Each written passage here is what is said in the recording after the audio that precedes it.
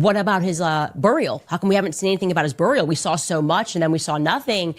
And the reason that's like a big hush-hush secret is because Charlie had a Catholic funeral mass and he is buried in a Catholic cemetery. But pre the meeting with Erica, you repeatedly questioned why we weren't being told where Charlie Kirk is buried, or even if he has been buried yet. Did you get those answers?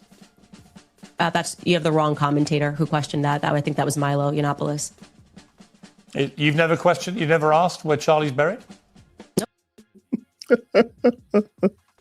Bless her heart. Grace and peace, everybody. You saw the thumbnail. You saw the title. Candace be lying, just be lying, just to be lying. If she stopped lying to get friends, now she's just lying just to be lying. Anyway, we've gathered a compilation of some of the untruths that Lady Candace has shared. I would love for you to check it out. Shout out to Milk Bar TV. He's giving us a lot of this content. Make sure you check out Nathan over there at Milk Bar. But let's just bring this in. I just want to hear what y'all think about it. Let's go. What about his burial? How come we haven't seen anything about his burial? We saw so much and then we saw nothing. And the reason that's like a big hush-hush secret is because Charlie had a Catholic funeral mass and he is buried in a Catholic cemetery. But pre the meeting with Erica, you repeatedly questioned why we weren't being told where Charlie Kirk is buried, or even if he has been buried yet. Did you get those answers? You have the wrong commentator who questioned that. I think that was Milo Yiannopoulos. You've never asked where Charlie's buried? Nope. But if this were on the left and somebody were accusing Charlie Kirk of his wife having murdered him, I assume that you would be talking about it. Is that what Candace is accusing Erica of? Yes. Of murdering her own husband? She's accusing TPUSA insiders and other members of the right wing, including Seth Dillon, of being involved in the murder of Charlie Kirk, yes. It's just, I don't even know how to respond to it because it just never happened. Realizing that nothing in Charlie's life was real. It's just something that keeps me up at night. Just nothing in his life was real. The assassination of Charlie Kirk was something akin to a regicide, right? The assassination of a king to install a new ruler who the king would have never approved of. It's so crazy. She has accused us of lying about Charlie wanting Erica to take over for him if he died. Never happened. And it just so happened that Charlie Kirk kept notebooks and diaries. He was so diligent that he wrote down his succession plan featuring who he wanted to take over for the organization in the event of his untimely death. Like, you know, he just, in the third notebook, he was like, oh, and if I accidentally get shot on campus, here's what you should do. Call Erica. And then after you call Erica, come find this notebook. And if during this process of our imagination, common sense comes on and we're like, oh, but wait, Charlie, wasn't he like a boy genius? He's a pretty bright kid. Wouldn't he have maybe formalized that succession plan outside of like a diary? But no, he wanted to put it in these notebooks. And then the plan was to guilt us, I think, to try to haunt us with the ghost of Charlie's notebooks that we're never going to be allowed to read, but we're supposed to accept that they most definitely read. Like, for sure. Never happened. I knew it was big. I didn't have the players. I certainly didn't suspect Turning Point USA would be, as I believe, involved in a cover-up. And we can talk about what the motives are of that. They could be financial motives. It doesn't necessarily mean they were involved in plotting to kill him. And I've never said that. Cam Higbee is on the payroll of Turning Point USA beginning in August of this year. So in theory, Cam Higbee, who was laughing off the idea of an assassination attempt, is being paid by the very organization that just had its leader assassinated in broad daylight in front of the entire world. It doesn't necessarily mean they were involved in plotting to kill him. And I've never said that. 'Cause I was in this aggrieved stage and I really didn't poke my head up until weeks later when I could stop crying about it every second. Charlie Kirk, my friend, is dead. First, this is fantastic that Preborn is doing this. To remind you guys about Pure Talk. Also reminding you guys about American financing. Also reminding you guys about GNO Land. Also telling you guys about Just Thrive. You can head over to our website, CandaceOwens.com. You can sign up, buy yourself a hat. I'm not going to stop unless Erica Kirk asks me to stop. We were told that if we said stop, they would stop. And we said stop. And I'll say it again. Please stop. Please stop. Please stop lying. But as soon as she tells me what it is I've lied about, I will cease lying immediately. What I'm about to tell you guys today is going to positively blow your mind.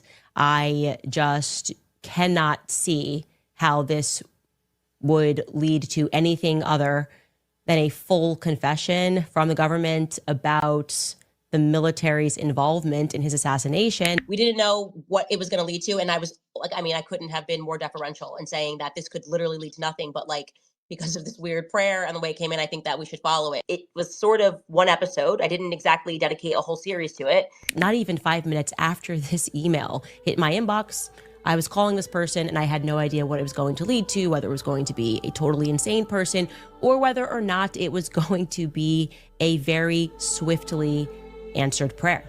And it's legit.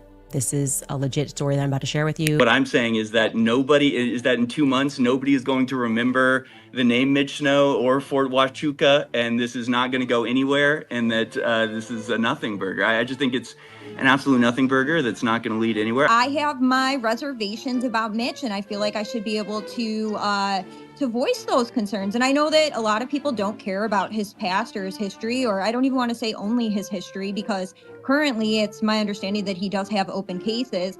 But when we're looking at, you know, somebody's credibility, how can we find them credible if the only thing that we have to take is their word for something? And right now it's he said, she said. He said that he saw people there and we can only take his word for it. And when you have every single person in his life, not only the exes, but his children, who he's never had custody of any of them, they all say the same thing, that he's a pathological liar.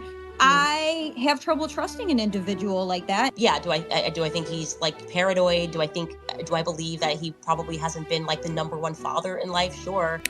I want you to know that there were literally 51,000 emails unanswered in that box. Okay.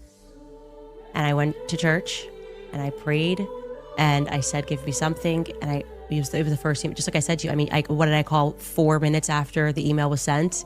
And it was actually me. I didn't send it to like my producer. I was just like, hey, maybe this is it. And I can't help but to see God in that. I try to look at things from a biblical lens, and you know, you have to judge people by their fruit. And if all your fruit is rotten, then I have trouble believing anything that you have to say. This thing, does it mean anything? Does it not mean anything? How can I verify it? And I'm at the mercy of Mitch's recollection. I am confused why it's been a week of talking about this meeting and I still am not even. You guys are the ones talking about it. I think that this is God operating. I really do. I think, bless this man. He is being 100% honest, and you are free to look further into this. I am certain he is going to probably be doing a lot of interviews in the near future. I'm glad that you're a part of the conversation and you have every right not to believe Mitch. It wasn't like crazy. I'm not married to this, Candace. I'm not married to this guy. I'm not married to this theory. Like, if it's nothing, then it's nothing, right? Yeah. And I'm going to need really big receipts to believe it. So far, you haven't connected it to the assassination in any way whatsoever, except that maybe this guy thinks that he saw people that are around Charlie Kirk. Clearly, the insinuation is that these people had something to do with the assassination, and you can make that claim or not, or pretend that you are, or pretend that you're not, but you obviously are. But like, that's all. I don't really care about any of that. Thanks, Harrison. But you have to. I know Harrison wants some very hard, like, he wants us to make allegations, and he wants us to make a mistake, you know, more than anything else. Well, I don't. Hold on. Why would I want you? Here, like, you know, like, why would I want you to make a mistake? Well, then if you don't know Harrison, then you can just keep watching the show. Like, you're not required to, like, you know, you're like demanding. What is it? It's like, I don't know. I just got the picture, man.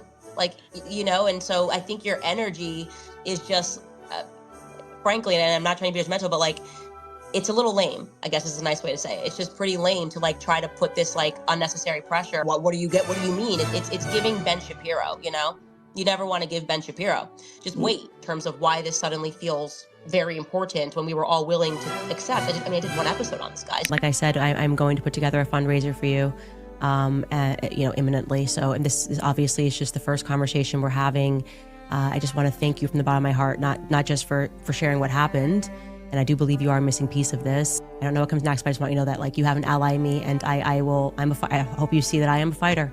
And when I see good people and bad things happen to them, I will fight. And same for the people that watch this podcast. They are fighters as well. So then they've had my back and they will have your back. I promise you that. You know, like, hey, this guy said this, whatever. And then all of a sudden you guys every day are obsessing over it. Won't let it go. I had him on the show.